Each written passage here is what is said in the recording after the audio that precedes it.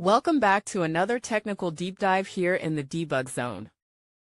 Today we're tackling a big question and breaking it down with insights from other users. Hopefully this clears up some misconceptions and helps you get the answer you need. So buckle up, stay a little curious, and let's jump right in.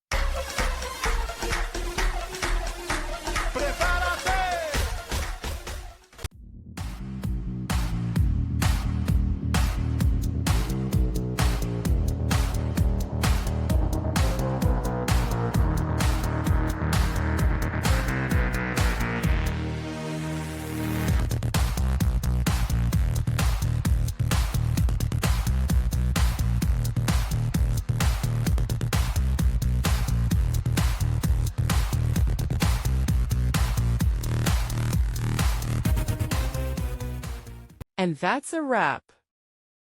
I hope you found the answer you were looking for. If you did, take a second to hit that subscribe button. It really helps out. And let me know in the comments which solution worked best for you. See you next time in the debug zone.